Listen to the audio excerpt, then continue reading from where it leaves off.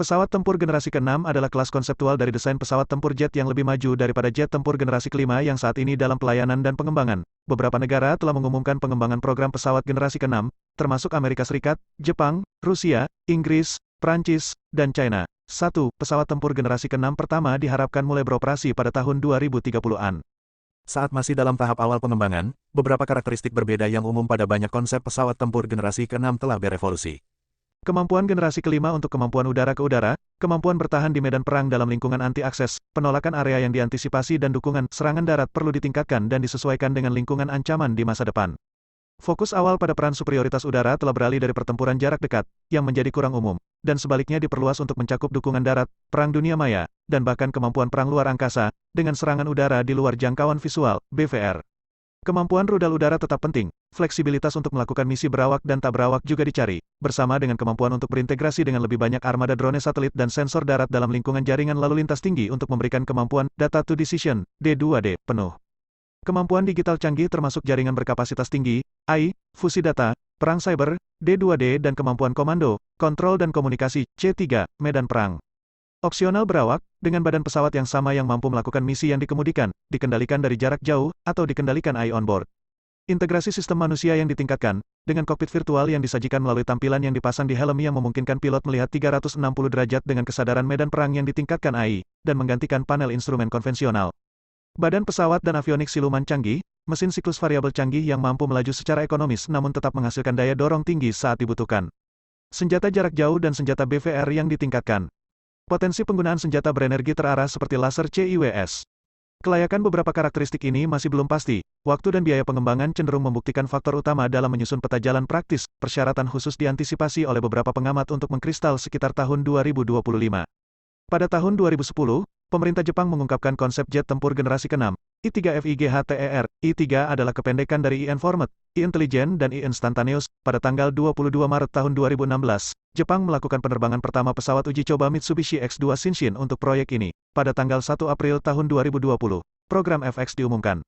Pada Juli tahun 2014, Jans Information Group melaporkan bahwa House of Commons Defense Select Committee telah menerbitkan laporan tentang struktur kekuatan penerbangan tempur pasca 2030 di Inggris. Laporan tersebut menyoroti kemungkinan Inggris berkomitmen untuk program pesawat tempur generasi berikutnya yang berpotensi menggantikan Eurofighter Type 1 pasca 2030. Eurofighter Type 1 sejak itu memiliki masa pakai yang diharapkan diperpanjang hingga sekitar tahun 2040. Pada Juli tahun 2018, Menteri Luar Negeri Inggris untuk Pertahanan Gavin Williamson meluncurkan strategi udara tempur Inggris dan mengumumkan pengembangan konsep pesawat tempur generasi ke-6 bernama Tempest untuk Angkatan Udara Kerajaan di Farnborough Air Show 2018. Pada 2019, Swedia dan Italia bergabung dalam proyek tersebut. Pada 2019, India dan Jepang juga diundang untuk bergabung dalam proyek tersebut.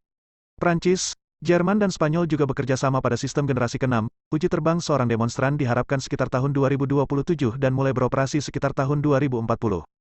Pada tanggal 26 Agustus tahun 2013, Rusia mengungkapkan akan melanjutkan pengembangan jet tempur generasi ke-6. Mereka mengatakan pesawat kemungkinan besar akan tanpa pilot, namun, mereka tidak akan melewatkan menyelesaikan pengembangan proyek pesawat tempur generasi ke-5, seperti Sukhoi Su-57. Mikoyan PADP adalah program Rusia untuk mengembangkan pesawat pencegat generasi berikutnya untuk menggantikan Mikoyan MiG-31.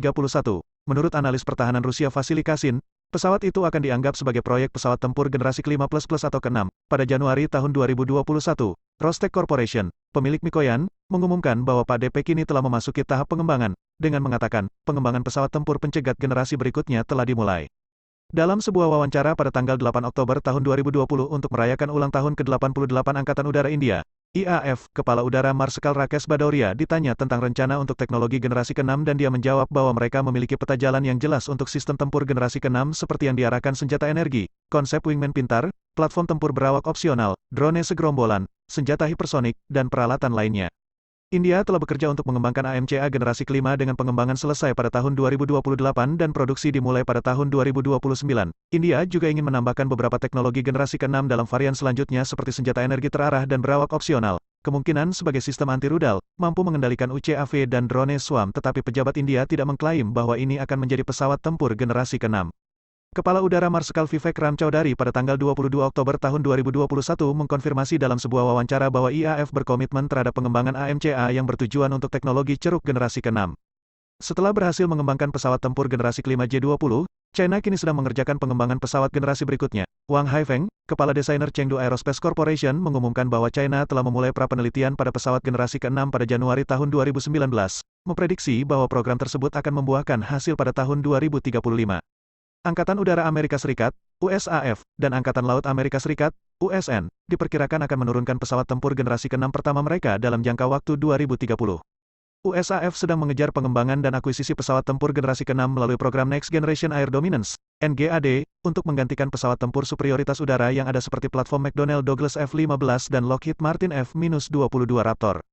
USN sedang mengejar program serupa menggunakan nama yang sama dengan komponen tempur yang disebut FAXX, juga dimaksudkan untuk melengkapi yang lebih kecil Lockheed Martin F-35C dan menggantikan pesawat yang sudah ada seperti Boeing FA-18EF Super Hornet. Angkatan Laut AS meluncurkan program FAXX generasi ke-6 pada tahun 2008 dan USAF mencari tanggapan awal untuk pesawat taktis generasi berikutnya, Next Gen TACAIR, yang akan menjadi program FX, pada tahun 2010. Pada April tahun 2013, DARPA memulai studi untuk mencoba menyatukan konsep USAF dan USN yang ada. Upaya tempur generasi berikutnya pada awalnya akan dipimpin oleh DARPA di bawah Air Dominance Initiative, untuk mengembangkan prototipe pesawat X. Angkatan Laut dan Angkatan Udara AS masing-masing akan memiliki varian yang berfokus pada persyaratan misi mereka. Namun, juga pada tahun 2013, RAND Corporation merekomendasikan agar Dinas Militer AS menghindari program bersama untuk pengembangan desain pesawat tempur generasi ke-6. Mereka menemukan bahwa dalam program bersama sebelumnya, persyaratan layanan khusus yang berbeda untuk program kompleks telah menyebabkan kompromi desain yang meningkatkan biaya jauh lebih banyak daripada program layanan tunggal biasa. Pada tahun 2014, pendekatan yang lebih luas untuk teknologi ofensif diusulkan, dengan pesawat USAF diantisipasi untuk beroperasi bersama solusi anti-pesawat berbasis darat dan non-kinetik, dan dengan beban senjata yang lebih besar daripada pesawat tempur saat ini. Pada tahun 2016, USAF mengkonsolidasikan perubahan ini tentu saja untuk rencana superioritas udara 2030, untuk mengejar jaringan sistem terintegrasi yang terpilah di berbagai platform, daripada berfokus pada pesawat tempur generasi ke-6. Persyaratan Angkatan Udara dan Angkatan Laut telah digabungkan tahun sebelumnya dan sekarang terintegrasi secara formal, dengan fokus bersama pada sistem AI dan badan pesawat umum. Boeing, Lockheed Martin dan Northrop Grumman semuanya telah mengumumkan proyek pengembangan pesawat generasi ke-6. Pada tanggal 14 September tahun 2020, USAF mengumumkan bahwa komponen pesawat prototipe dari program Next Generation Air Dominance, NGAD, telah terbang untuk pertama kalinya. Detailnya tetap rahasia. Konsep dan teknologi ada perbedaan signifikan antara visi Angkatan Laut dan Angkatan Udara untuk masing-masing konsep jet generasi berikutnya, tetapi keduanya setuju pada beberapa karakteristik mendasar. Ini termasuk kecerdasan buatan sebagai bantuan keputusan untuk pilot. Mirip dengan konsep fusi sensor saat ini, mereka juga akan memiliki positioning, navigation, dan timing, PNT, dan komunikasi yang memungkinkan pergerakan data besar antara pesawat kedua layanan. USAF menganggap siluman sangat penting untuk FX, sementara Angkatan Laut AS menekankan FAXX tidak boleh terlalu fokus pada kemampuan bertahan sehingga mengorbankan kecepatan dan muatan. Berbeda dengan F-22 dan F-35 sebelumnya, program pengembangan yang bergantung pada teknologi baru yang meningkatkan biaya dan menunda pengenalan, Angkatan Udara bermaksud mengikuti jalur metodis pengurangan risiko untuk memasukkan sebanyak mungkin pembuatan prototipe, demonstrasi teknologi, dan pekerjaan rekayasa sistem sebelum pembuatan pesawat benar-benar dimulai. Kemampuan serangan generasi ke-6 dibayangkan sebagai langkah melampaui keterbatasan yang melekat pada kemampuan potensial dari pesawat serang tunggal. Kesadaran tempur 6 gen akan membutuhkan integrasi di seluruh teater dari beragam sistem yang dimulai dengan suite sensorik udara utama dan selanjutnya termasuk penautan data real-time dari deteksi berbasis darat dan teknologi jangkauan dengan sensor di atas pesawat utama dan pendukung, kemampuan komunikasi canggih.